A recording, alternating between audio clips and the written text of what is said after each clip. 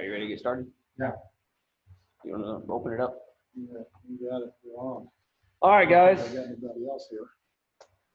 It's 6 o'clock, and we're going to introduce our first guest speaker of the day. We're going to let him make a little announcement here, then come on up. It'll work. Golly, Moses. Try this again. Here it comes. Offside on the defense, number one. Penalty is 5 yards from the previous spot. Second down. All right, guys. Welcome our Vice President of the San Antonio chapter, Mr. David Maxwell. Good afternoon, good evening. Glad to see everybody in the room here. Yeah, that was well done. I hope you're doing the same thing for the next guy, too. I'm going to have to search for a while to find a good film of him.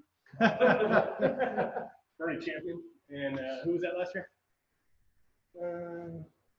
I don't know. One of your non-districts at Bernie champion. Yeah, anyway. Hey, we're glad you're here. On behalf of the rest of the 392 members currently of the San Antonio chapter, welcome. We're glad you're here. We need your help. We are going to put you to work. We're just not exactly sure when we're going to put you to work. So 28 years for me.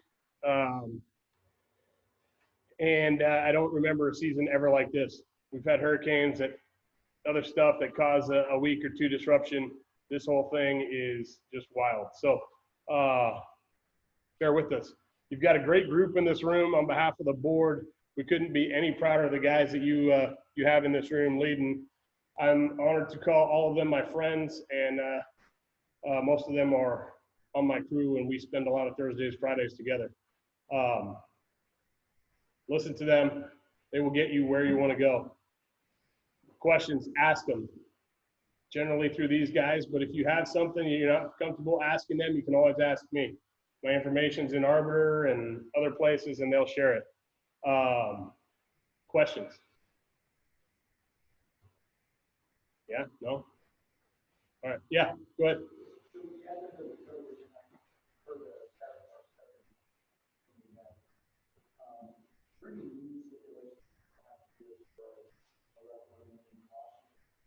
Great question, and there's going to be some directives going out on that.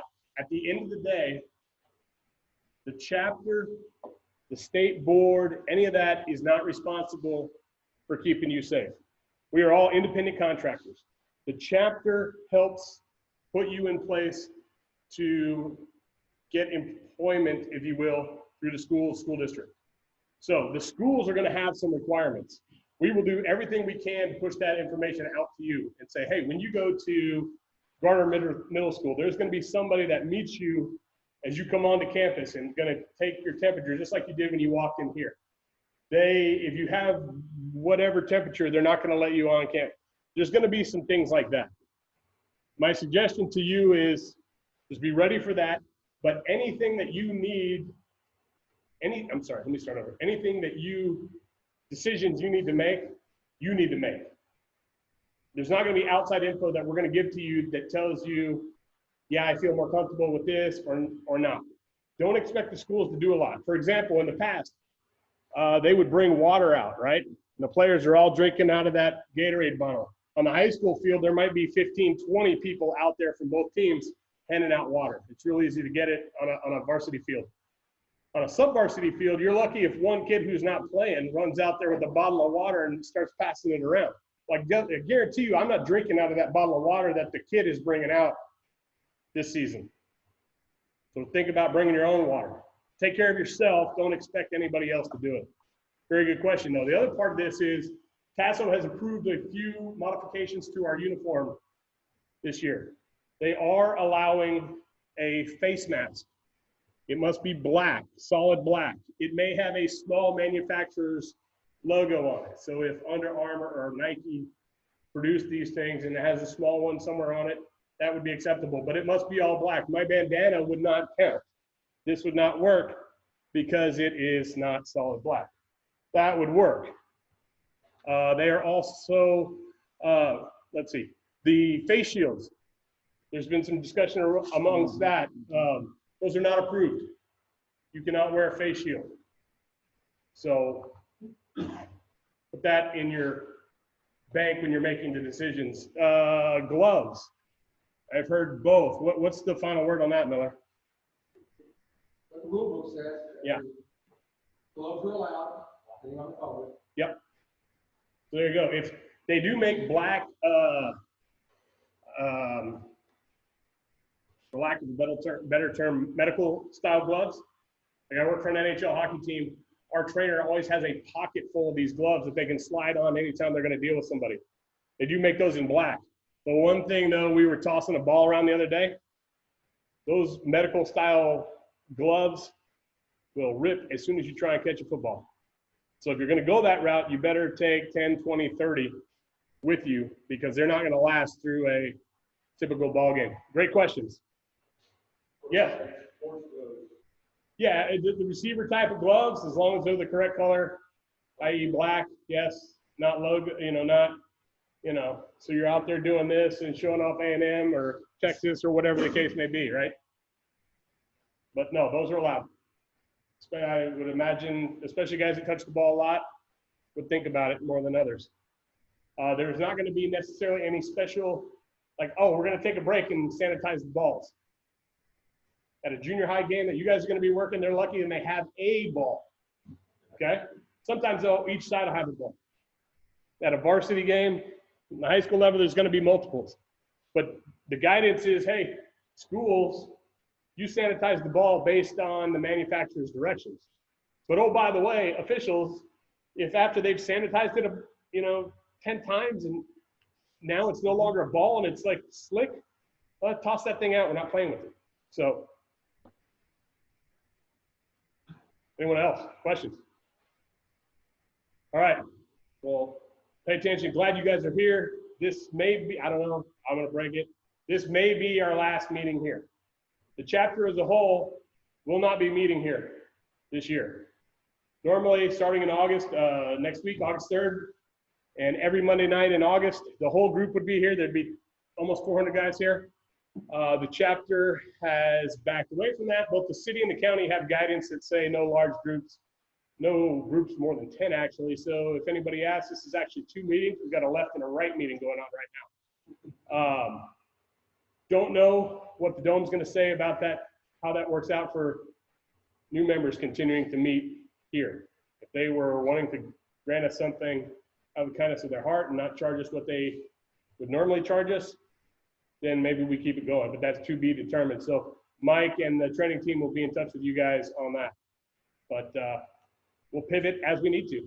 Some other reason, as you've noticed, we've got the recording set up. So all of our meetings to date have been recorded. You can go back and watch them, and we'll continue to do so at whatever venue that we are able to have. And I think they've been up, all of them so far have been uploaded to the YouTube. So you go on YouTube and you do San Antonio football chapter and you find it, subscribe to it, and you can see all of the videos. We talked about that last week for Arbiter a couple of weeks ago, so you can go in and look at it. So they're on that same page. Quick note on that. Until you get onto our specific YouTube page, which I'm learning about, by the way, as we go along here. Apparently you can teach an old dog new tricks.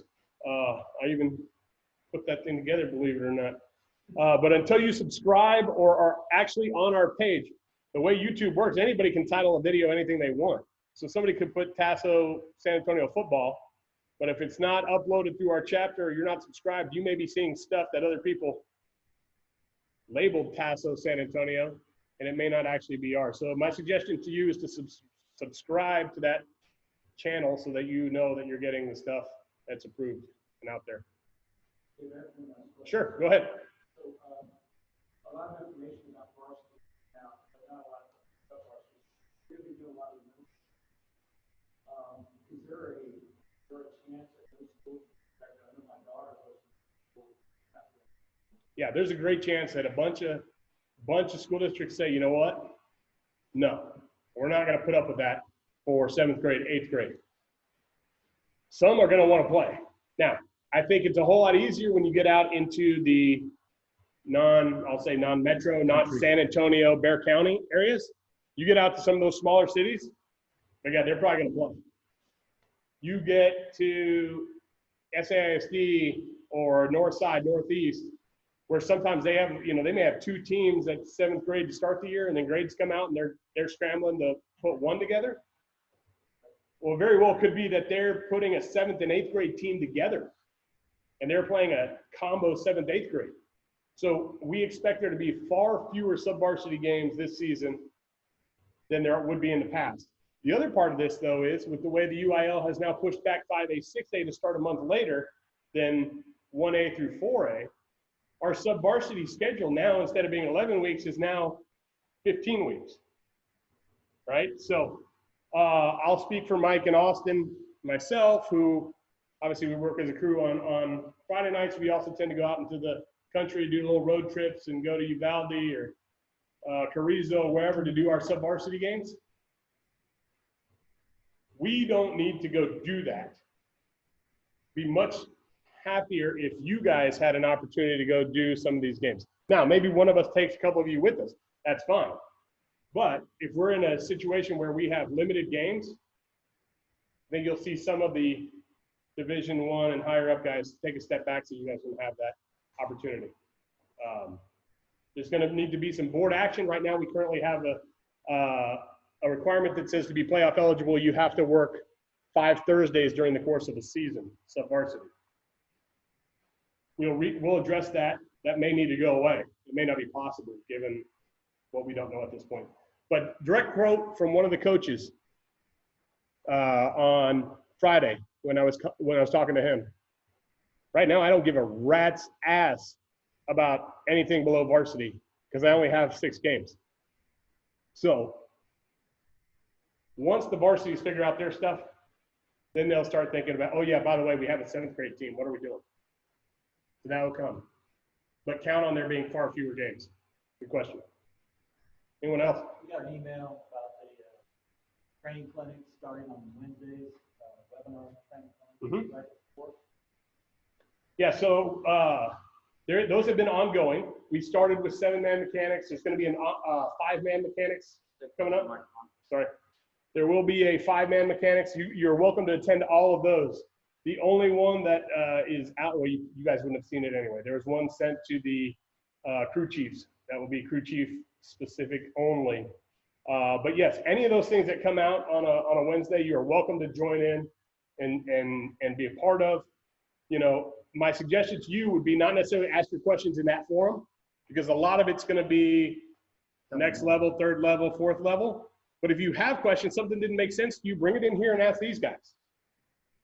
They're working for you. So attend those all you want. Bring your questions back in here. Anything else? Dave, why don't you briefly address mentor program and your discussions with David Laredo and Curtis Johnson? So we will have a mentoring program again this year. We've kicked this thing around a number of different ways. Paul used to lead the mentoring program. A couple years ago, we had over 100 new members sitting in whatever room we're in, this room. That wasn't great from a mentoring standpoint because trying to match 100 people up with 100 of our general population members that actually give a crap and want to give back and all of that was difficult. This year, with the smaller numbers, our plan is to match you up with a crew. So now you've got 7 guys, and maybe, there's always interpersonal things. Oh, Austin hated me the first time he met me. He's an asshole. I don't think that's changed, honestly. So somehow we got past that. But there's always interpersonal things that just don't jive, right? But there's not going to be 7 interpersonal things for you within a crew. The hope is you get to go out with that crew on a Friday night, experience the whole thing, right? What do we do? Well, we meet early. There's a little ribbon back and forth, and we'll give each other hard time for the fat guy there whose shirt's too tight, right? Then we'll move on to actually going through a pregame. We'll watch our video from the previous week. There's nowhere to hide in front of the crew there. Then we go out, we work the ball game. If we're out of town, then we're having a few beers while Mike or Jason drives us home and dissecting the game we just worked. If we're in town, we're going to meet for dinner somewhere, and Miller's crew, some other crews might be there, and there's 15, 20, 30 guys talking football.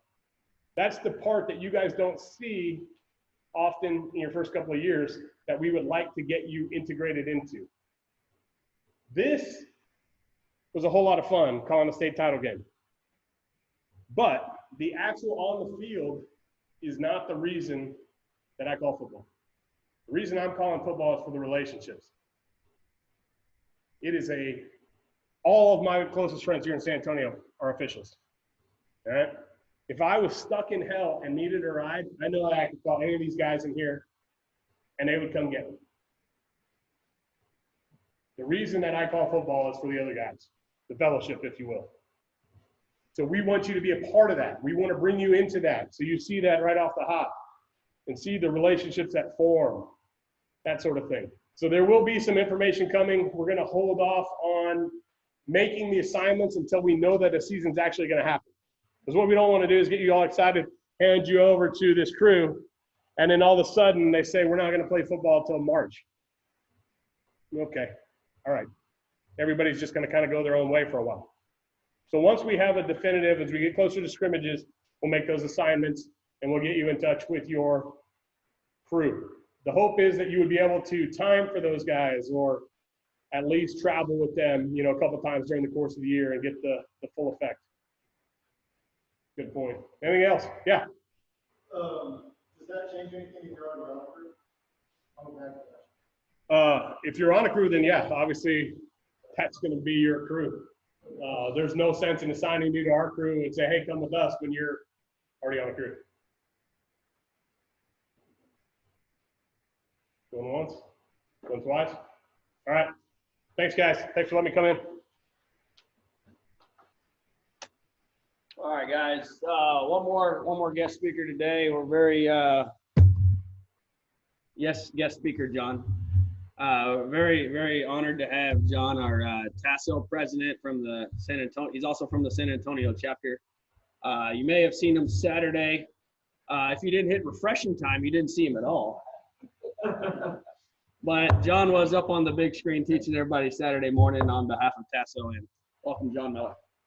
Thank you, Austin. I don't know how much teaching I was doing, but I was up there and it was exhausting. So how many of you guys got a chance to watch the program?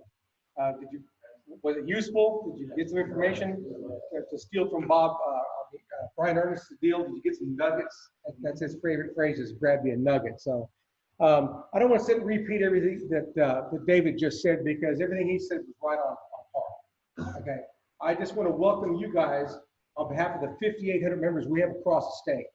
I mean, looking at this group right here and given the times that we're in, you guys should be applauded for your commitment to want to get better. I can tell you that the first thing you need to understand is there are no stupid questions. I was the guy, 34 years ago. Don't touch it. I ain't saying nothing. He said last year, he goes, that's 3 years before I was born.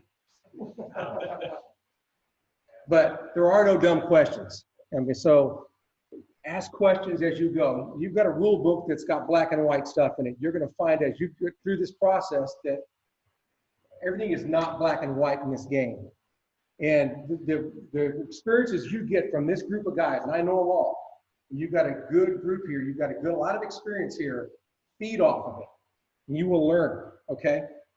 The other thing you need to understand is find your spot in this association. We got how many? 400 people? We're not like any other group of guys. There's going to be guys that like to keep to themselves and they like to do their things and go home at night. There's going to be a certain group and they're going to stand out. Most of them are sitting right in here. That, approach them. Just like David said, find time to get out on Friday night. This is a fraternal organization. And I promise you, working football games wire to wire, you're not always going to have fun. There's going to be some times that you really need to stop. But will you have fun all the time? Absolutely. And you do it because what David said. We do it for getting off the field and the camaraderie and the bonding that you have afterwards. If you like watching football on Saturday mornings, you will love doing this. I'm not going to tell you it's easy. I'm not going to tell you there's not a little bit of financial commitment. There's a huge time commitment in this thing. But if you see it through and if you're committed, I promise you, you will never look back. Just to echo what he said, I've been in it 34 years. And all of my good friends our guys that are officials. Our wives get together, we go do trips. It's a blast. So that's what you guys will be thinking about. Feed off these guys. On behalf of Taso, I welcome you. Embrace it. Get better. Any questions? Non-COVID related? David hit the COVID spot on that. What I wanted to point out one thing he said with respect to the face mask. The reason why we're not doing face mask, and everything you do, incidentally, you know, this book is the book. Rule 0, which is not in the book, is what I've always referred to as common sense. That's the most important rule you're going to get, is use common sense. And the first and most important thing you do when you go on a football field is dealing with the safety of the kids, okay, and the safety of yourself. And a face shield is a safety issue. You know, if you've got a hard plastic thing, either you trip and fall, and I've tripped and fall. I know I have. So, it's happened. So, you know, you never know. I mean, you could cut yourself, you could lacerate yourself, you could hurt somebody else. That's the reason why face shields are not going to be acceptable, but face masks are. So, you guys don't have any other questions? I'm going to turn it back over to Austin, let you guys get started, okay? Welcome, and thank you guys for being part of Taso. You're going to love it. You didn't say a word? I didn't say a word. Awesome. Touch a couple things. Hey, so guys, I wanted to bring up something because of talking about what we've been talking about the last few weeks. So I saw a lot of hands go up talking about this weekend, okay? And I want to ask, for those of you that were watching, one thing in my mind stood out as we were watching those breakouts that talked about what we did in here, okay? Can you think about the one thing that I'm thinking of that that we were, yeah, I don't want to get in front of the screen, that we've been talking about the last 3 weeks that was brought up on every single breakout that you listened and heard? One of the main things. What have we been talking about these last 3 weeks? Rules, okay? What rule? Rule 2, okay? And if you listen to those breakouts, every single one of them referred back to Rule 2. And so when I was talking about it every week so far, why we stress and why we hit on that so hard, as you continue your career in this profession, refer back to that rule, because you can't call a pass unless you know what a forward pass is or a backward pass is, right? And it's defined, right? You heard him talk about the holding, right? How it's defined, right? So everything, they refer back to these rules, and it's going to continue throughout your career and throughout this season, as long as we're out here doing it, okay? That's really all I wanted to say. Mention that to you guys. Just echo it, because you can't read it enough times. 34 years, I'm still reading Rule 2. Rule 2, that's it. That's why I like this refresher every year I get to do this. At 32 years old, I still read Rule 2, John. So. All right. Next up, we've got Paul Yoder is going to talk about Rule 4 here. So let me get it set up for you, Paul. Maxwell comes back in. Yeah, we're pretty blessed here in San Antonio to have our representative from our state organization. Throughout my career, I've had several officials from San Antonio that were on the state organization, the state board, that was able to filter all that knowledge and all that information down to us. You all know Rudy Bailly, right? Everybody here has had contact with Rudy. Well, he's our district representative in Taso, okay? So he represents us, and I don't think he's gotten the others because we're so big, but used to be some other chapters around that District 5 representative handled. So we always have that, but to have a person that's a vice president of Taso or a president of Taso or somewhere in that board up there that, you know, here's us, it's been beneficial to San Antonio chapter, I can say that. All right, Paul, go ahead. Okay. Make sure you stay within like 5.5 6 feet, fairly close to the microphone. So I told the story, I think, last week, but I'll go quickly while we have Maxwell here. So I originally was recruited by a friend of mine who I had both his kids in the class at Bernie High School. And after years of telling him I didn't have time, then my youngest graduated from high school, went off to play volleyball in college, and didn't have an excuse anymore. So he got me out there, and actually went to a scrimmage on my own to watch it. I sat on the sideline because I wasn't equipped to actually officiate a spring scrimmage. But just being on the sideline and watching the guys work the game was kind of it was a start for me. Like the fire was lit, so I couldn't wait to go to the spring meeting, and then I went to the summer meetings and started getting my clothes and getting excited and put it on in front of a mirror. I know it's kind of that weird little kid stuff, but it's just I don't know, just the first time you put on a real uniform, like first time you put on a baseball uniform, you put on your officiating uniform, like wow, it's pretty real. And then of course you go to your first scrimmages and you're in a fire hose, and you don't know where to stand, and you don't know how to do the mechanics, and you don't know what to watch. But it all comes with just a lot of repetition. So one of the things I think is really important early on is a lot of how far you go really depends on your own initiative.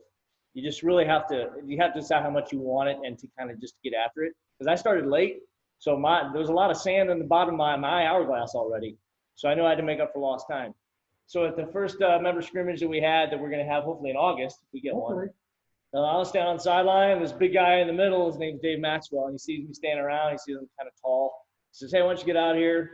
Why don't you play umpire?" I'm like, I'm like, no, I'm fine on the line of scrimmage. I'm not around anybody. You know, I kind of know where to stand. I kind of know the yard line. I raise my hand when the ball's dead. Okay.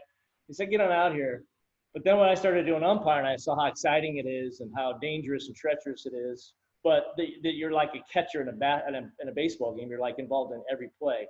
I was hooked there too. So I reached out to him and I bugged him with questions and asked him a lot of things about rules and semantics and just about being an official.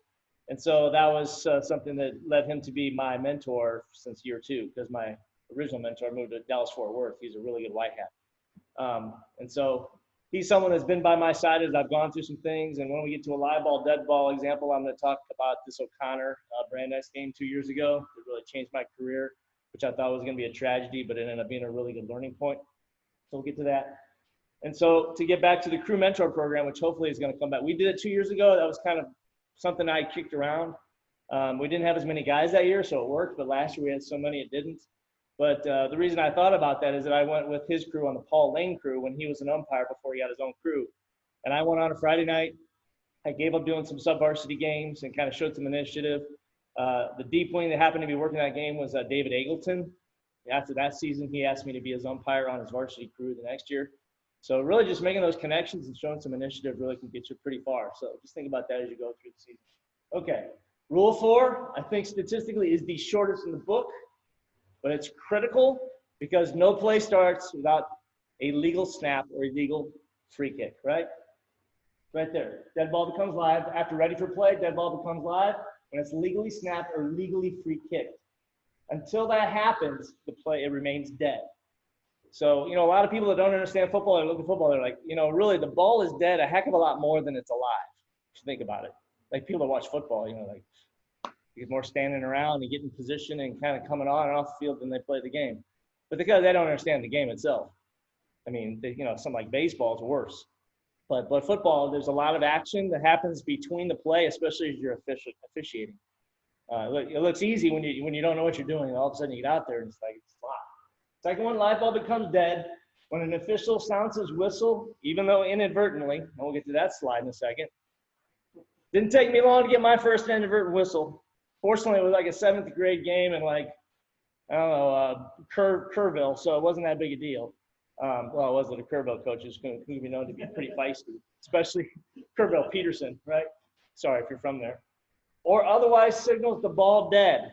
Okay, so that's an important phrase there because most people think the play is over when you hear the whistle.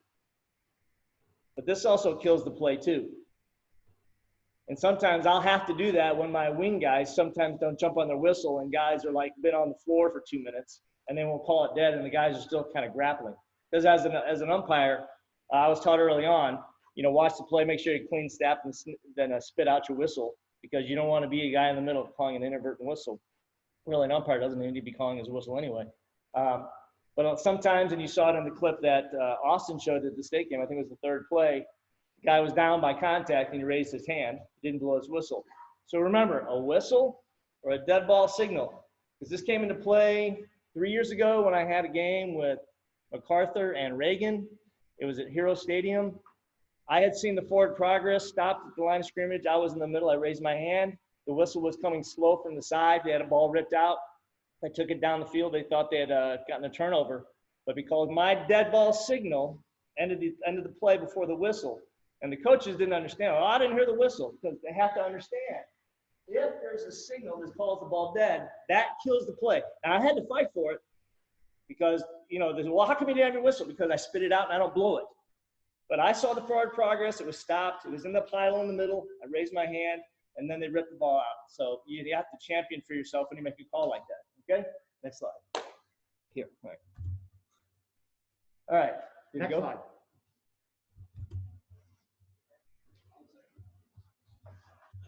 Technical difficulties, please stand by. No, that's definitely not gonna do it. Is that it? Is that the second one? Yep, slide 2. Okay.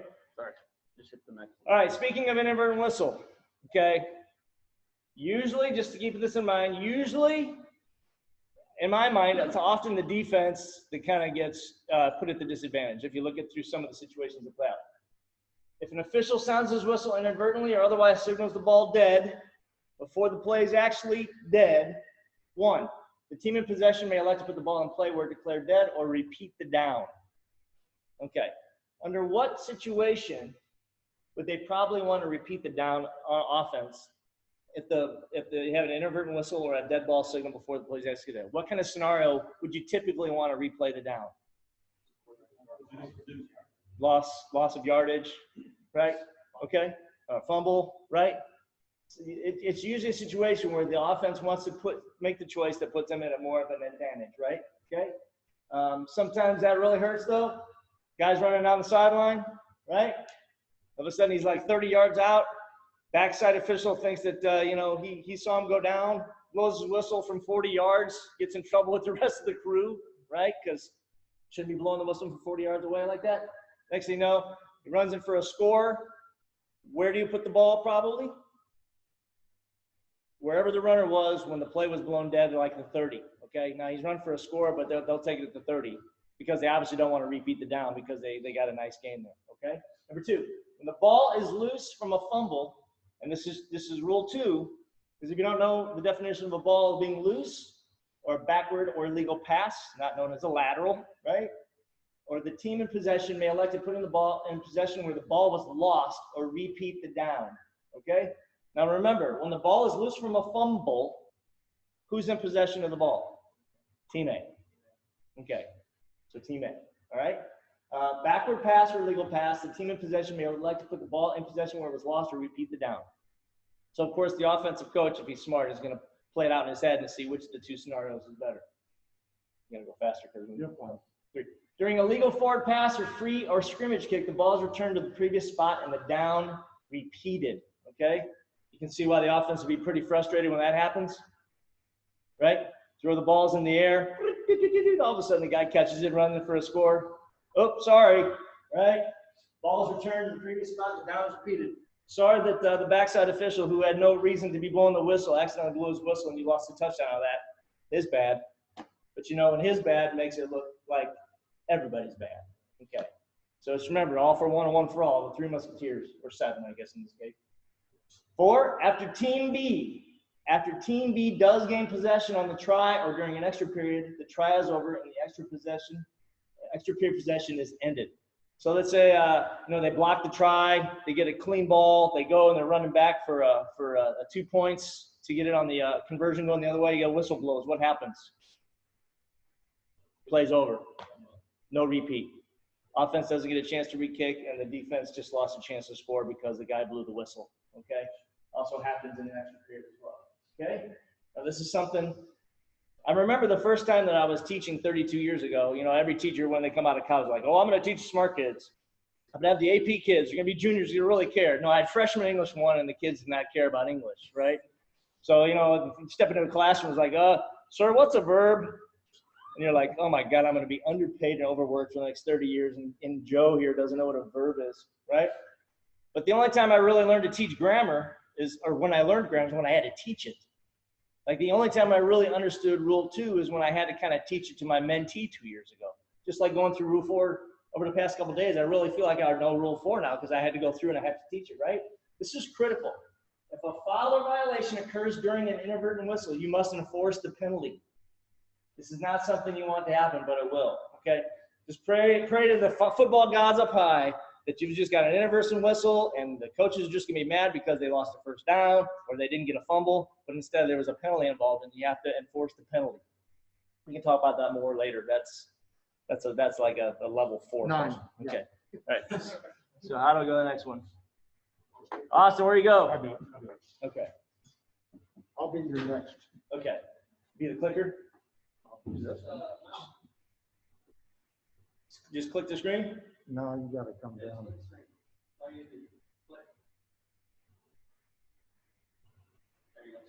Okay. So just a review slide about inadvertent whistle. Okay, we talked about spitting out the whistle on the snap. On line of scrimmage, guys, typically, and we'll go through this when we do 3-man, 4-man mechanics and get you ready for scrimmages. Typically, you know, when I work sub-varsity, I'm on the line of scrimmage, I have the whistle ready to go. When I have a clean snap, I usually drop it and I'll get ready to play. I never have the whistle in my mouth during the play. You don't either, do you? No. No. Okay, that's death. Okay. Always make sure you see the ball before you blow the whistle. This is a common mistake of beginning officials, is that you're pretty sure that he's down and you're pretty sure you see leather on the ground, but you're not sure. You blow the whistle because you're excited. You want the play to end. You want the guys to get up and get ready to start the new play. You want to show you know what you're doing. Next thing you know, you blow. Next thing, the ball comes out, but you've already blown your whistle or you put your dead ball sign up. So slow whistle early on. And then this one is something that, you know, the more the merrier does not make the case. Don't blow the whistle just because a crewmate does. No need for more than one whistle on most plays. Now, if you have a scrum and people are, you know, being knuckleheads and they're kind of pushing and shoving to get off the stack, sometimes you have to blow your whistle to kind of get kids to break up. But typically, if I'm on this side line of scrimmage and the side of the, midfield, ball's on the other side, I'm looking for any kind of backside stuff. I'm really not looking much for the tackle. I'm looking maybe for the point or the line of scrimmage, the backside spot to line up with the front side spot. But really, I don't need to be blowing my whistle when it's way on the other side. That usually just leads to problems. Next one. Okay. By definition, a ball is declared dead when a live ball becomes dead, and an official shall sound his whistle, declare dead, when the ball goes out of bounds, when the runner's forward progress is stopped, or when the runner goes out of bounds. The ball out of bounds, the runner out of bounds, or the forward progress is stopped. And I gave you that example of the MacArthur-Reagan game where I was the only guy on the field that really knew the guy that had been forward progress was stopped, raised my hand for dead ball, and then that play was stopped. Okay, next one. Okay, this is a good one, and we'll have a little quiz after this to see if you're paying attention. When the runner is down, any body part except the hand or foot. Okay, so you've seen really good athletes, and they're stumbling, tumbling, fumbling, bumbling, Chris Berman puts his hand down to keep his balance, okay? What about the elbow? Down. What about the forearm? Down, okay? What about buttocks? Hip? Okay, good, okay? When the runner loses possession of the ball as he contacts the ground, okay? When the runner loses possession of the ball as he contacts, because remember, the ground cannot cause a fumble, right? So as soon as he hits the ground, play is dead, ball comes out. This is a fun trivia question. I missed this on the test. So the question you may have seen on the Taso test, okay? Player A14 is down in a place kicking holder position. The ball is snapped high over his head. He jumps up to get the ball. He comes back down to put his knee down so he can kick the ball. The kicker runs behind him. He does a fancy over-the-shoulder flip. The kicker runs in for a touchdown. True or false? I said false. Because I thought once the placeholder left the ground to retrieve the ball and to go back down, I thought he was down. But he still keeps that same rule position of having his knee on the ground, even if he comes off the ground to snatch the ball to go back down. I missed that one. Okay. But he's the only one that can catch the ball when his knee is already down in the illegal play. Okay, lots of times that the ball is declared dead. If they're touchdown, touchback, safety, field goal, or completed try. Any kick untouched by B touches the ground in B's end zone. We've already gone over that, I think, in the rules 2 from 2 weeks ago. When Team A recovers a free or scrimmage kick. In other words, let's say they do an onside kick, they kick from their 40, they recover the ball on B's 45, can he catch the ball on the hop and run it in for a score? No. In NCAA rules, the ball is dead at the point that he makes the recovery. You cannot run it in for a touchdown. What league can you do that? The NFL. I believe the NFL, once you catch a loose ball off a free kick, you can run in for a touchdown, right? Okay. When a kick is caught or recovered after a valid or invalid fair catch signal. So I tend to miss that and not pay attention. It doesn't matter whether it's valid or invalid as a fair catch signal. When the kick is caught or recovered, the ball is dead. What they're trying to do with a fair catch is they're trying to promote player safety. So just because a kid, doesn't do the two hands over his head and he just kind of does this, like waving to mom in the crowd, it's invalid, but we're not going to punish the kid. We're going to make the ball dead whenever they've recovered the ball, okay? Well, after an incomplete forward pass, we've seen that since we were 3 years old watching football games with Dad. When a fourth down teammate fumble, what's the difference between a muff and a fumble? What's the difference between a muff and a fumble? Someone has possession. Okay. Someone has clear possession and they lost possession, that's a fumble. What if someone never had full possession of the ball? It's a muff. So that's a key rule here. When a fourth down team A member fumbles and the fumble is caught or recovered by a team A player other than the fumbler. What if the quarterback is 4th and goal at the 2? He's in shotgun, he muffs the ball, the tailback comes up, sees it and runs it in for a score. Score? Yes, it's touchdown. Because it's a muff, not a fumble, okay? Next one, when a ball carrier simulates placing his knee on the ground, okay? These kids think they can get away with murder, and they can if you're not a good official and not paying attention. Sometimes they'll play that game of cat and mouse, right?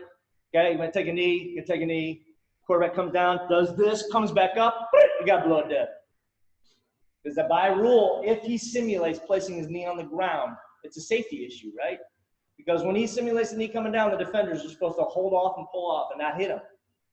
But if he tries to play that game, then he's going to get penalized for that. When a ball carrier's helmet comes completely off, the key word, ball carrier. I can't tell you how many times I missed that stupid question on the test. Team A42 is running for a touchdown. Teammate A78's helmet comes off on its own. Stop the play, true or false? I'd be like, well, true. One of the players' helmets came off. No, it's got to be the ball carrier. Then they'll stop it. If it's somebody else's helmet, they'll figure it out if they came off on his own or out by the defender, and then they'll penalize it or not accordingly. And then when a ball carrier, and here's an adverb for you children, right? Adverb? Obviously begins a feet first slide. Not apparently, not kinda, not seems, obviously. Okay, we do want to give him that benefit of that dead ball and you're not getting hit, but he's got to make it very clear because sometimes those guys will kind of play that game of looking like they're slowing down, and they'll come like they're looking, and then they'll accelerate. The kids are amazing how smart they know how to abuse the rules. Okay, this is key though. All right, and you'll know it when you see it. Okay, no player shall put the ball in play before it is ready. Dead ball foul, 5 yards from the succeeding spot. Okay. So we're gonna, I believe that good teachers kind of put themselves out there and share their mistakes that they made. So 2 years ago, I'll go as fast as I can on this. That's why they put me in charge. Okay, all right. All the mistakes I made. Huge game.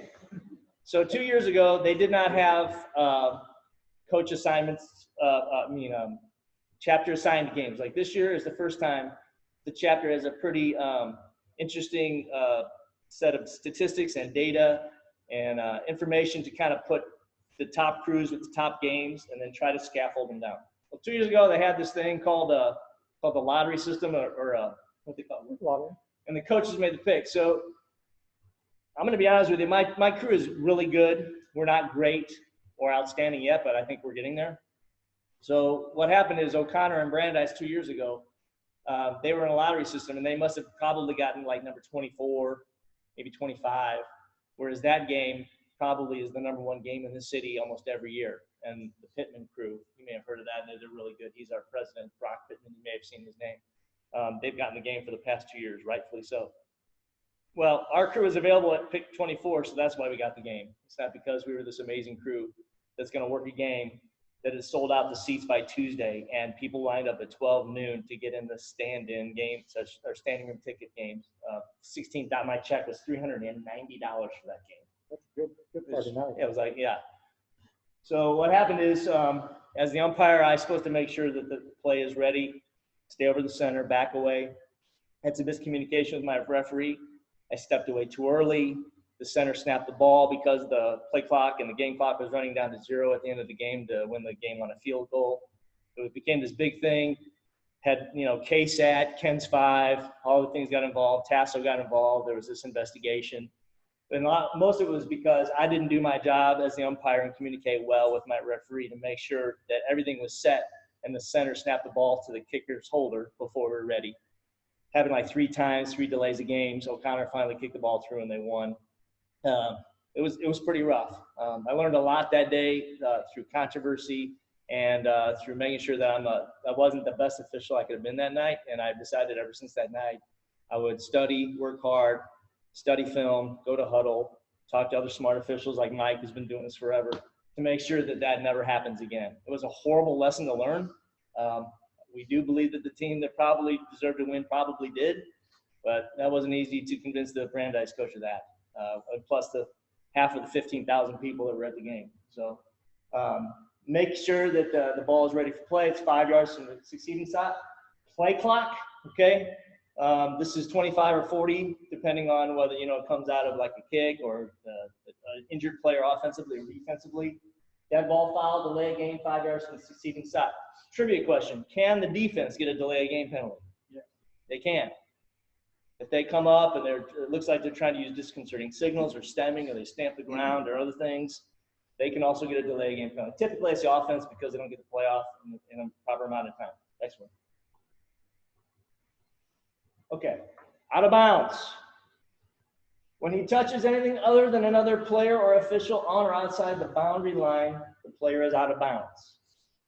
An out-of-bounds player who becomes airborne must reestablish himself in bounds before touching the pass, right? We've talked about that in Rule 1 and Rule 2, okay? Why do they even have that rule? Why do they like make it so that if some guy's out of bounds and all of a sudden he has to like establish himself in order to be a legitimate receiver? Yeah, you can't play hide and go seek. Right? Yeah, and they'll use every trick in the book they can. I mean, these coaches are really good around here, and they'll teach these kids all those kind of things. And if the officials don't see it, then it's not a foul, right? It's like anything in life. If nobody saw it, then it didn't happen. So that's our job, is to catch little things like that. And that's why we have 7-man crews, right? A player who touches a pylon is out of bounds. Well, wait, the pylon's in the field of play, right? No, it's out of bounds. Okay, you touch the pylon, you're out of bounds. Okay? That's right. Okay, held ball out of bounds. The runner's out of bounds and the ball or any part of the runner touches the ground or anything else that is out of bounds. Again, except another player or game official. It was a Super Bowl about 10 years ago, if you'll remember. I think Warner threw a pass at the goal line. It was like 3rd and goal at the 2. And then I think it was a Pittsburgh defensive end intercepted the ball and ran it 99 yards. He got all the way to the other end. And the only reason he scored is because he had rolled over one of the defenders and then crossed the goal line with the ball before hitting the ground. I don't know if you remember that game. That was a big turnover at the end of the Super Bowl. 10 years ago. It was a big one. Okay. Next one. Okay, remember, loose ball definition, Rule 2. Fumble, backward pass, rolling kick is out of bounds when it touches the ground, a player or game official outside the boundary line. A ball, okay, I missed this on the quiz too. I had to go back and look at Rule 4 again. A ball that touches a pylon is out of bounds behind the goal line. So that again. A ball that touches a pylon is out of bounds behind the goal line. Yes. Okay. Why is that? That's a good question. I'm glad you asked it. Why is that? I'm just worried about the call. Yeah. Because they hang in the back. Why is that? A ball that touches the pylon is out of bounds behind the goal line. Why is that? Because of the play. The plane. Where is the pylon? It is the plane. It's on the goal line. So any part of the ball that crosses that plane, either inbounds or out of bounds, right? And the pylon is out of bounds. So it's that plane that makes it, that statement correct, right? Out of bounds behind, right?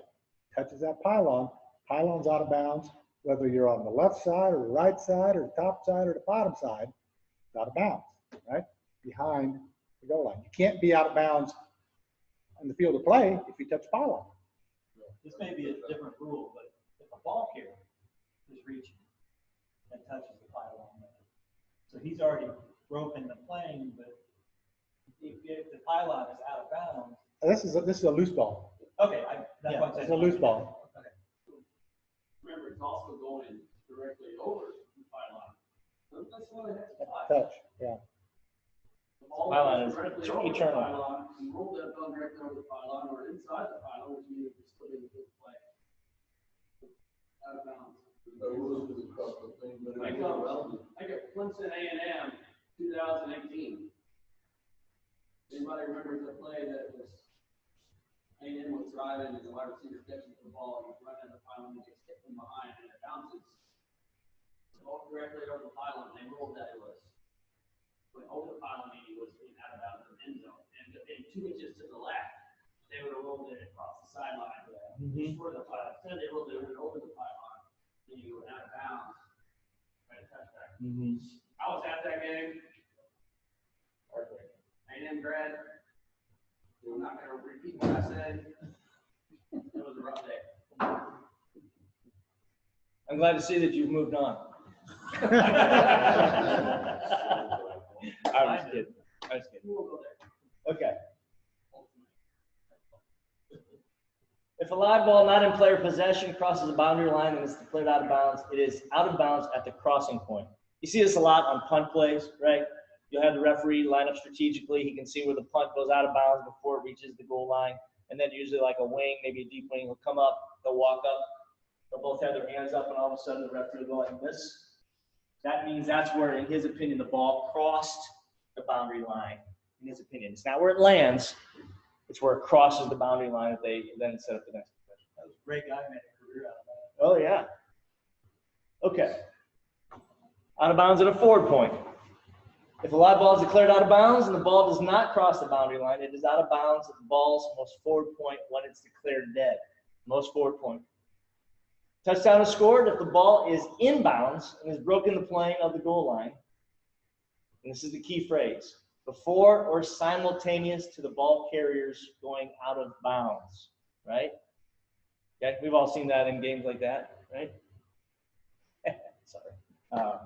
A receiver who is in the opponent's end zone and contacting the ground is credited with completion if he reaches over the sideline or end line and catches the legal pass, right? Because some kids just learn the game like, no, wait a minute, like this is the back end line, catches the ball 1 foot in, right? Catches like that. Well, wait, the ball's out of bounds. No, but by rule, if the receiver's in the end zone, credits with the completion if he reaches over the sideline and catches the legal pass, right? Now, we all watch football since we're little kids. We're like, well, of course that makes sense. But you've never watched the game before and you're trying to figure it out, like Australian rules football. And you're like, well, wait a minute. How come that just seems contradictory? The most forward point of the ball when declared out of bounds between the goal lines is the point of forward progress. Okay? The ball carrier is airborne as he crosses the sideline. Forward progress is determined by position of the ball as he crosses the sideline, right? So if he's reaching, ball's here, but the ball's up here. Okay, where's the spot? Is it my leg? A hip, or is it where the ball crosses the boundary? The ball, okay? You'll see those guys do that all the time, right? They're running down, especially quarterback, he doesn't want to get clobbered. He's coming on the sideline, and they'll go like this, and then go out of bounds. Try to get the most forward point of the ball. Okay? Good, next. That must have been the last one. All right, ready for a quiz? All right, here we go. Well, I was gonna go old school on you and have you be a teacher and have you get a piece of paper and write the answers down, but I think we have some other things we need to go through as well, so we'll just do it together. Actually, as a teacher, I was gonna have you do little small groups and kind of work through it, come up with the answer, then come out and compete against each other. But then COVID is a thing that's probably not too good for that. So, which makes me think I don't know how I'm gonna teach this fall if I can't do that kind of stuff with my kids. I gotta get out of this first. Whoop, whoop, whoop. Can't see the button. See if it works. 1 second. I have a question before it sets it up. Yes. So last year I was doing a game and somebody from the sideline blew a whistle. The runner's down about 30 yards behind him. He stops. We all stop. The play stops, and he hands the ball to an umpire, but the whistle never came in. So we declare the ball at the position where he stopped and handed it to the umpire. The coach goes crazy. He's in my ear. There was nothing I could do because we clearly heard someone blow the whistle from the sideline. So was that the correct call? That's the way I would have done it. It is, and here's why. It wasn't because of the whistle you heard. It was because the player stopped and they handed the ball to you. Okay? Because if you read part of this Rule 4, when an official obtains the ball, an official in possession of the ball is dead. Right? So that's the reason. Now, how you handle a situation like that, okay, is you go over to the coaches and you say, Coach, or you find the game administrator, say, somebody up there is blowing a whistle, find it and get rid of it. Okay? We don't have control of that. Okay? And the coaches don't want that because obviously he was mad or upset and he was going crazy, right? I guess that's right. And so what you have to do is what you can do, given the tools that we're given within the rules, right, to handle situations. Okay? So knowing when the ball became dead, it wasn't an inadvertent whistle by an official, it was a whistle. Now, I've had that situation where I've had a band when they start something, you know, and it's going on like that. And we'll tell them, you can't do that during the play. You know, just tell the band, do something different, right? But we don't have any jurisdiction over the fans, okay? So we have to get a game administrator.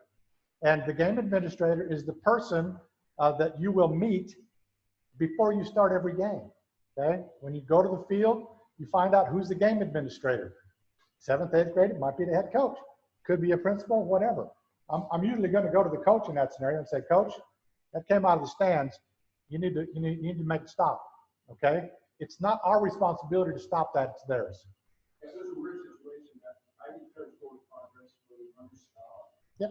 The defensive coach wanted me to be tossed back again. Now I'll give him the forward progress. Yeah, that's you just say, Coach, you stop, forward progress. He heard a whistle. It's a safety thing at that point. At that point, it becomes safety. And you heard John say it, you hear us preach about it all season long. The number one reason that we're out there is to keep the kids safe. If I get off the field and the kids are safe, I don't care who wins or loses, I never have, right? But what hurts me is when I go home and the next day on the news, I heard about a kid that was hurt in a game that I called, and I didn't know. You know, that to me, and then I'm replaying everything. What happened? What went wrong? I don't know if you heard many years ago that the young kid in Hondo had a career game. I forget how many yards catching and how many yards running. Career game, right? 200 and something yards each, right? Running, passing, maybe over 500, 600 yards total. Unbelievable game, right? Game was over. We're all heading home, but the kid walks into the locker room and collapses with a brain aneurysm or something happened, you know, in there. I didn't know about that until I heard it on the news the next day. My heart sunk. You know, I felt that. What could I have done different? And I went through film and I went through my mind all these plays and everything, and you didn't know, right? You couldn't know. There's nothing I could have done anything different because there were no signs. But that hurt me as an official because my job is to make sure that stuff like that doesn't happen. Given the rules and given everything that we've got, I did that. So I didn't take it personal, but still, a young man got hurt, and you know. So, but keep him safe. That's the most important part. So we'll roll through the questions, kind of think of what your answer would be, and then we'll go through the answers at the end. After a dead ball is ready for play, becomes live legally under what two conditions? Think about that. When an official sounds his whistle inadvertently or otherwise signals the ball dead during a down, the team with the player in possession has two options. What are they? Come back to that. When an official sounds his whistle inadvertently or otherwise signals the ball dead during a down, in most cases, because there's an exception to this in the rule book. In most cases, when the ball is loose from a fumble, backwards pass, or illegal pass, the team in possession has two options. What are they? When an official sounds his whistle inadvertently or otherwise signals the ball to be dead and down, In most cases, during a legal forward pass or scrimmage kick, what happens? Okay, true or false? Here's the stem that is used for all of these. A live ball becomes dead. An official shall sound his whistle or declare dead. When a ball carrier is held so that the forward progress is stopped. When any part of the ball carrier's body touches the ground, or when the ball carrier is tackled. When a free kick or a scrimmage kick untouched by Team B beyond the neutral zone touches the ground in the Team B end zone. When, before a change of team possession on the fourth down or a try, a Team A muff, we're going to get down right, a Team A muff is covered or caught by a Team A player. Where do I hit this thing? You should have just clicked. I didn't. Yeah. He didn't have it on the thing, did he? Yeah. Sound here. Can you make it come up? I'm trying. This is what I have my students at school. I have them sit on my desk and they do all this. I was doing that. I know. Oh, I'll do it. What are you doing with that mask back there?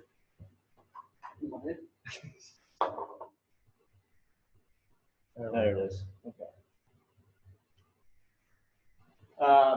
When a participating player's helmet comes off completely, or when the ball carrier apparently begins a feet first slide. Okay, multiple choice. A penalty for a team player who puts the ball in play before it's ready is 5 yards, 10 yards, 0 yards. A violation does not have a penalty connected to it, or it's not a foul, or none of these. A delay game penalty can be assessed on Team A, Team B, either Team A or Team B, or none of these. A player's out of bounds when he A, touches the pylon and does not reestablish himself in bounds. Any part of this person touches anything on a boundary line. All of these or none of these. Students hate these kind of questions. If a live ball not in player position crosses a boundary line and is declared out of bounds, it is out of bounds. Where it lands, where it crosses, where it was last touched, or none of these. The touchdown score when the ball is in bounds, crosses the goal line, breaks the plane of the goal line. A and C are all these. And bonus, what other state or states besides Texas uses the NCAA rules and not the federation rules for high school football? So let's go back and go to the next. Let me read the question first before I read the next one. Number one, after dead ball is out of play, it becomes a dead ball legally on what two conditions? Snaps? No, the next, no. I'll read them and then the slide should come up. So this is it. Get hit? Yes. A dead ball is ready for play, becomes legally snapped or free kicked. And this is rule, section, article. Okay, if you guys have figured that out, look at your rule book. Okay? Number two, when an official sounds a whistle inadvertently, the player possession has what two options? What are they?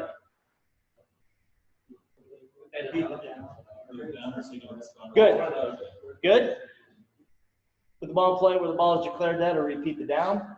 4-2-1, 2B1, 3. Have we talked about that yet? Because he mentioned it when he's talking about the rule, okay? When you look in your rule book, right? So if we were going to go try to find that rule in your book. I have one. Okay. So the first. It's 2020. Okay. The first is rule 4. Rules don't right? change. No, the number's not going to change. The first is the rule, right? That's rule 4. Then it's going to be section 1, right? And as you get into your section, then you're going to have the articles, right? And under your articles, you're going to have ABC, and in the ABCs, you're going to have a subset with the 1, 2, 3, or how many of them there are, right? So when you're looking at your rule book and you're reading these, and you go back and you look at your ARs, because you'll see that little reference in AR in your rule book, right? And so you have to trace it down, right, to get into the meat of the rule book. Sorry about that. It's always fun when you miss a question on the test. It gives red. You're like, frack, right? And then it goes 3, 1, 2C, B, 4, 1. You're like, oh, okay, yeah, I knew that one, right? Okay. Number 3, when an official sounds a whistle inadvertently, otherwise signals the ball is dead during a down. In most cases, this rule has an exception.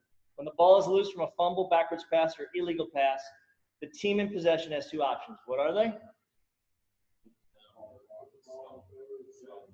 Good. Put the ball in play where possession was lost, or repeat the down. The defense is always real happy with that when that happens, right? Once again, an inadvertent or ball is signaled dead in most cases during a legal forward pass or free scrimmage kick. Free or scrimmage kick, what happens? Repeat the down. Previous spot. Good. No options. No options. Okay? go to the true false. These are all when a live ball becomes dead and an official sits on the whistle or give the dead ball signal. When the ball carrier is held so that his forward progress is stopped. True. Good. Next one, 6. When any part of the ball carrier's body touches the ground or when the ball carrier is tackled. I thought I'd get you on that one. Why is it false? Except hand or foot. Hand or foot, right? Also, just because the ball carrier is tackled doesn't necessarily mean he's down, right? I mean, we think of a tackle as being down, right? But have you ever seen a guy get tackled and he falls on top of the tackler, right? And he rolls over with a hand and gets up and goes? He's not down, right? Because of any other part never touched the ground. Just an example from the Super Bowl I used earlier with Pittsburgh and Arizona. Yeah. Then it's an inadvertent whistle. It's a whole different deal. Yeah. Slow whistles, boys. Slow whistles. I can speak from experience. Okay. When a free kick or scrimmage kick is untouched by Team B beyond the neutral zone and it touches the ground in Team B's end zone. True. Yeah. Good. Okay. Number 8. When before a change of team possession or a fourth down or try, a Team A muff is recovered or caught by Team A. False. Okay. You can muff it in, right? Okay. 9. When any participating player's helmet comes completely off. I asked you that question because I miss it a lot. That's right. It's like if I have to teach it to you, I won't forget it, right? Because, honestly, it is natural tendency when you're trying to keep the kids safe. But if a kid's helmet comes off, even if it's like 40 yards away from the play, you're like, oh, that child's going to get a head injury. It's like, no, they'll probably be okay because they're putting themselves at life risk on every play anyway, and the helmet just happens to be off away from the play. They'll be okay. Number 10, when the ball carrier apparently begins a feet-first slide. Keyword is apparently. False. Yeah. Okay. Now, of course, we are going to err on the side of safety. If it looks pretty clear that the kid is beginning a feet-first slide, we're going to give them the benefit of the doubt. Okay. But so some kids will play games, especially I had that last year, Jefferson versus Lanier. Kid was like pretending to go down, and then he got hit and clobbered, and the coach went crazy, saying, "Oh, it was good. Obvious feet-first slide." It's like, no, it wasn't. Let me ask a question on top of your question. Okay. If he does give a obvious feet-first slide, he's going down, and someone comes over the top and hits him right head and shoulder area. We have thrust. We have everything else for targeting. Is that foul a live ball foul or dead ball foul? Why? Because the ball's dead once it begins to slide. Perfect. Good job. Nice. That's a great question. Glad I thought of it. Number 10. Oh, is that on there too? No. Oh, okay. No, that's my humor in the classroom. Doesn't work there either. Okay. Number 11. The penalty for a team the penalty for a team of a player who puts the ball into play before it's ready is, this is multiple choice, 5, 10, no yards because it's simply a violation or none of these. 5-yard penalty. Okay. But as game management goes, if we are able to step up and stop that play from continuing, Yes. yes, shut it down, call it a redo. If they do it more than once, then yes, penalize them. Say, you know what, that's our fault. As officials, we shouldn't let it happen. Let's not penalize them for letting them do something we should never let them do. Shut it down, reset it, let's play ball. And you can preventive officiate. It's just exactly what Austin's talking about. And you go to the quarterback or you go to the center and say, wait for the whistle, right? Wait for the referee to mark the ball ready for play. So that's communication that you build up throughout the game with these players, right? Most of the time they'll listen, but like he says, there's times that they don't. They want to go do their own thing because they know everything at 16 years old. Or you get those precocious 13-year-old, Yeah, 7th grade B players. It's like, stay in your lane, little brother. Stay in your lane. Okay. All right. A delay of game penalty can be assessed to Team A, Team B, Team A, or B. Or B. Good. Yeah, that was kind of a trick question because they really only handled play clock violations, but I did bring up about Team B, so I want to make sure you did that. 13. A player is out of bounds under the following 6 situations: touching a pylon, does not reestablish himself in bounds. Any part of his person touches anything on a boundary line. All those or none of those. Answer is boom. B. And so this is those little sub-articles that Mike was talking about earlier. A, B, and C all illustrates those in different little sentences. 14. Coming down the home stretch. If a live ball not in player possession, so we've got a loose ball, right? Not in possession, crosses a boundary line and then is declared out of bounds, it is out of bounds under what condition? Where it lands, where it crosses the boundary line, where it's last touch, or none of those. Cross, good. Okay? A touchdown is scored when the ball does one of the following or more, is in bounds, completely crosses the goal line, breaks the plane of the goal line, A and C, or all of those. And is in bounds, right? Ball has to be in bounds and breaks the plane of the goal line. Okay? Bonus.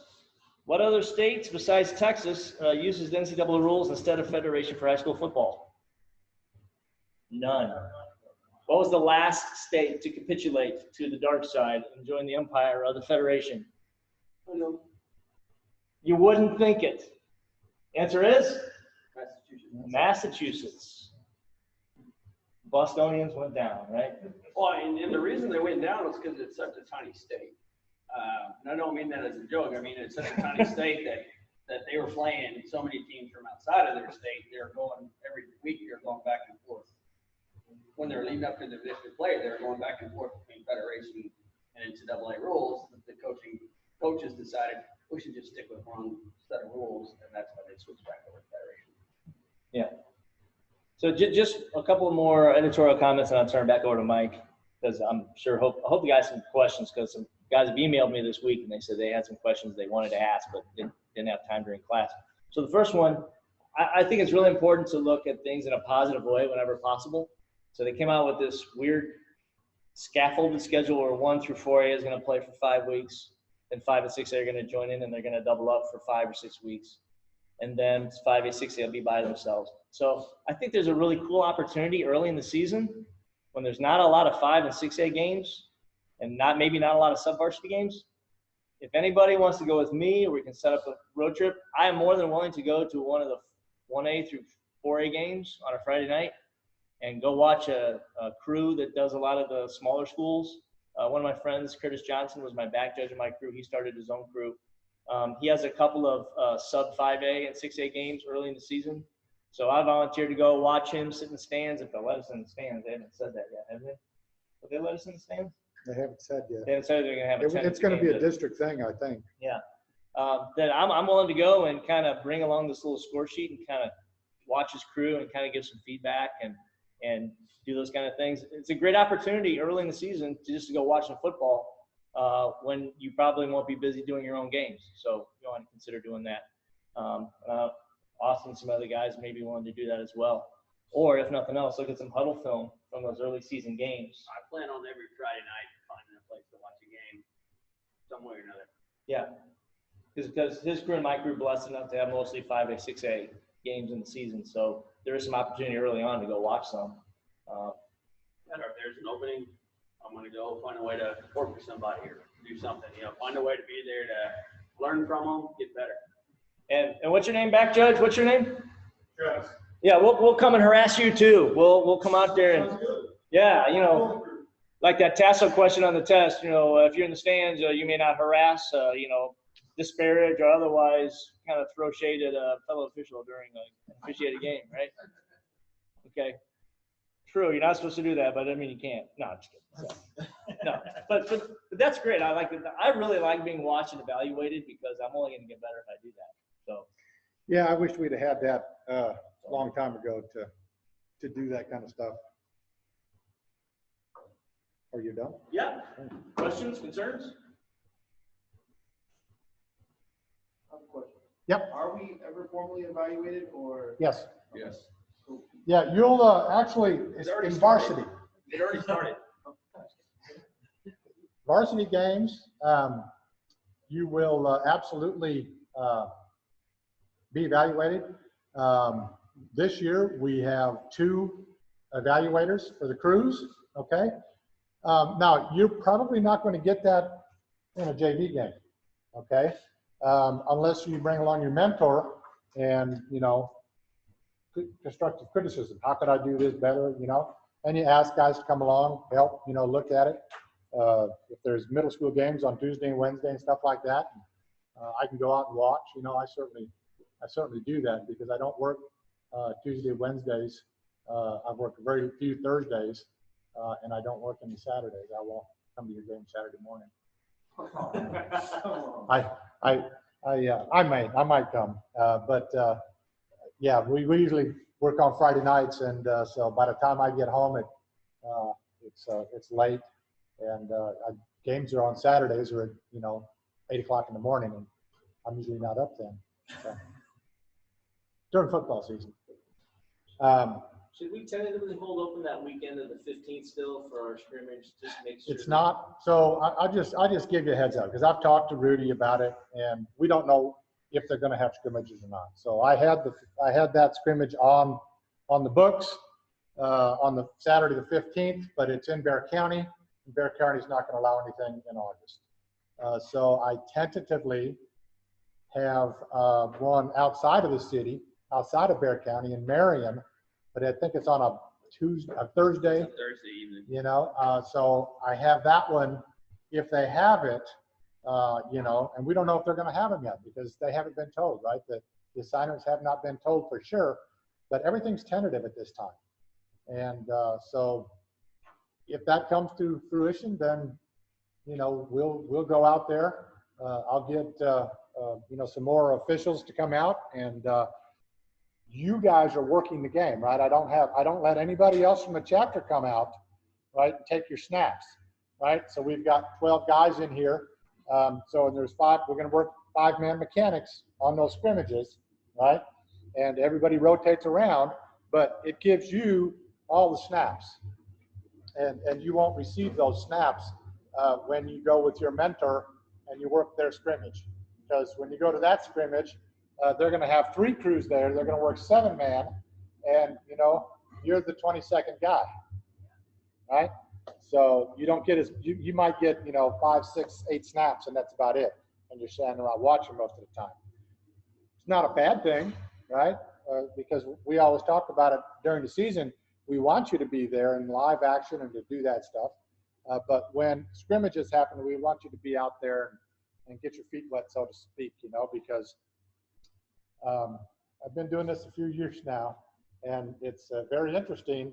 We talk about mechanics, right? We talk about pre-snap. We talk about what your responsibilities are, which we'll get into the mechanics.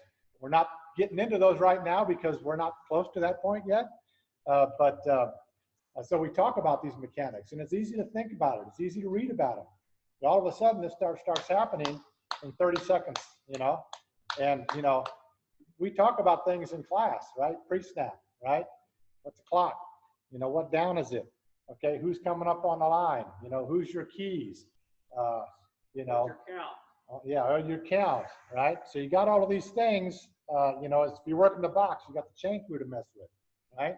So all of these things happen. We talk about it, and it sounds easy, right?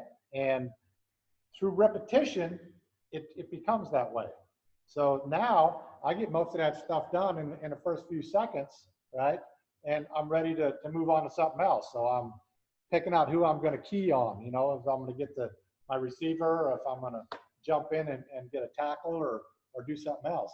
And you don't get that unless you got repetition, because you're not focusing on it, right? You're kind of watching, taking it all in.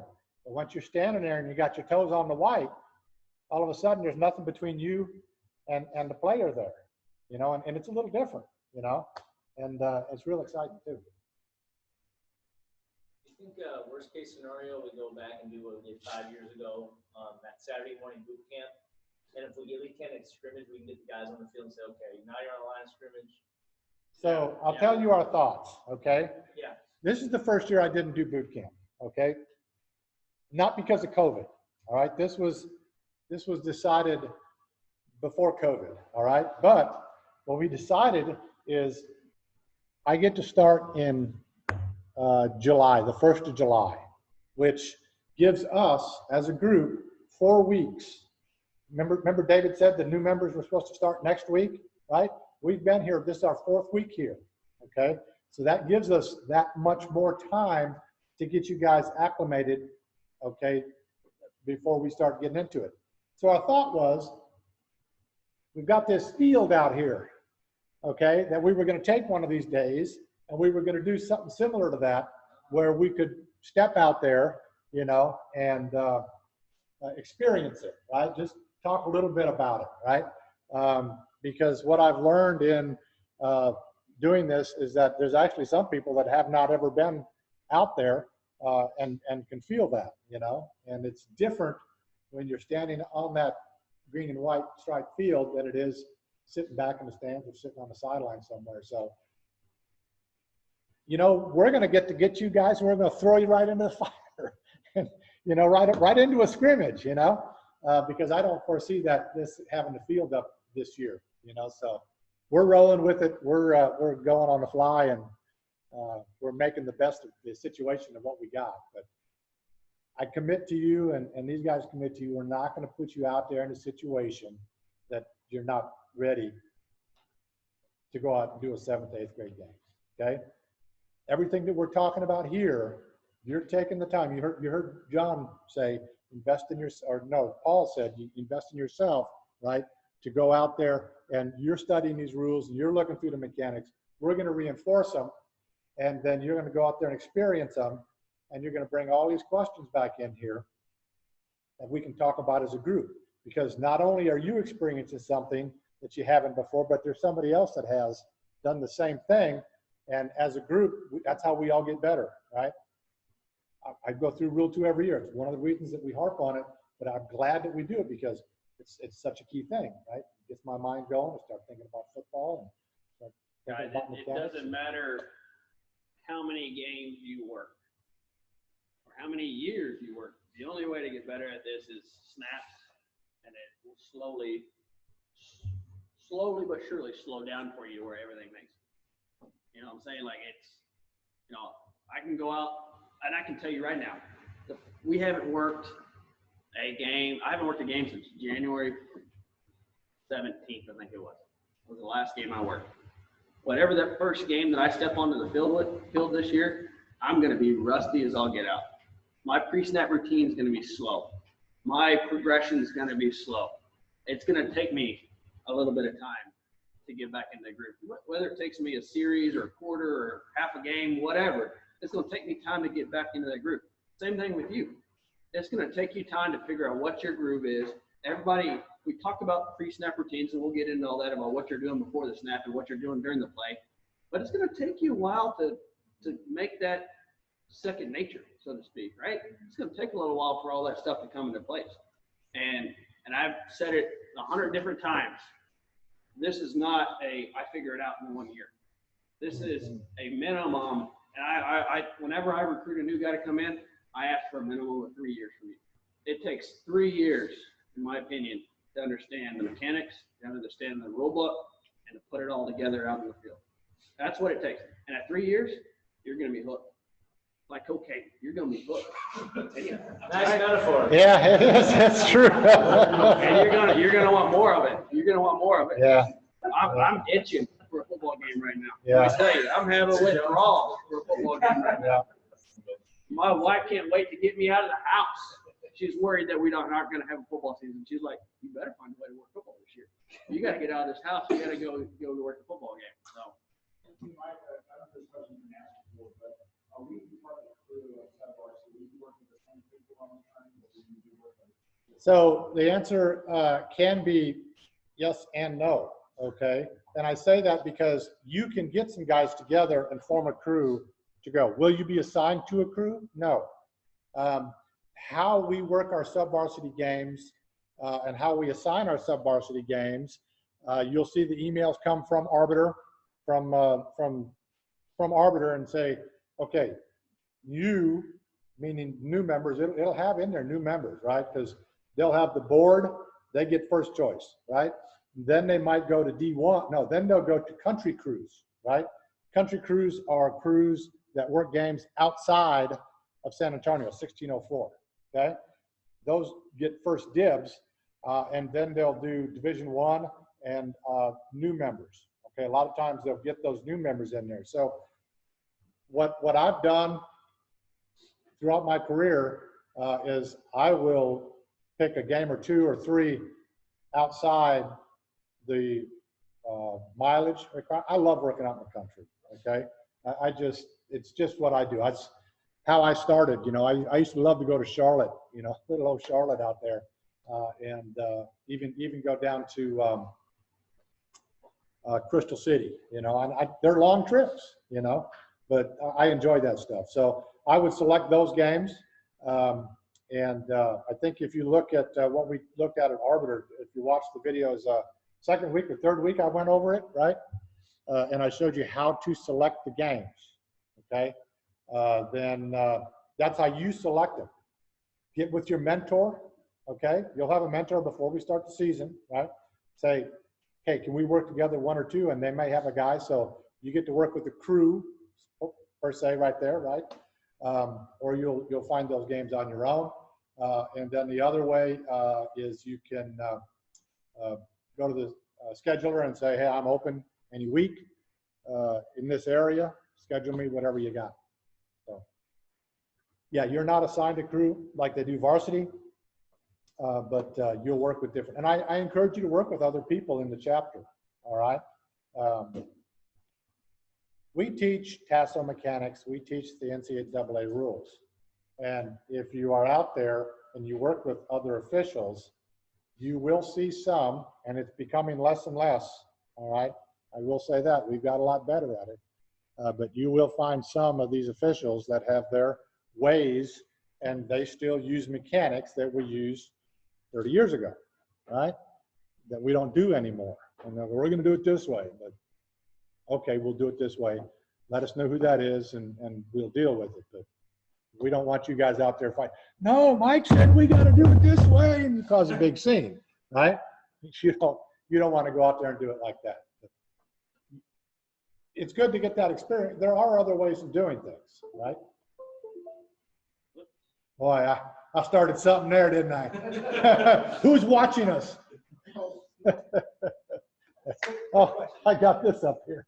I've heard all y'all say, you know, I'm an umpire, I'm a back judge, I'm a referee, I'm a football official. I Okay, work so- every single position. that's what I'm saying. We Primary. go out to these things, how do we determine? I mean, I know an arbiter it'll It has it, assign you, yep. right? No, You're it gonna work doesn't every assign you. position. It puts you in the game. So when you get to the game, you get to 3 or 4 guys there and say, okay, and you say, I want to work referee. And they say, okay, you can work referee. All right, but you decide. That's not, when you are on a varsity crew, you are in that position, okay? If you're assigned the H&L, now, you'll be asked which you prefer, right? And if you go independent, you'll be asked to select 2 positions.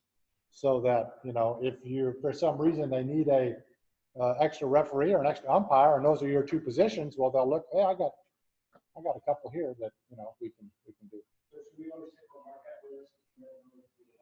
You do not use a white hat in varsity, sub-varsity, only varsity games, okay? Everybody in the sub-varsity game dresses identical. You don't wear patches on the back, but you have the Taso shirt on with the American flag, the proper stripes, and most of the time it's shorts with the white stripe, black socks, black shoes. What if we're calling games in December? If we're calling games in December and you're working with me, long pants, long sleeves, coat, sweater, scarf, gloves.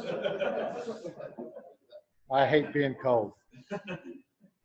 Yes, sir. I was on the chain when, remember we had that rainstorm, that one You were there.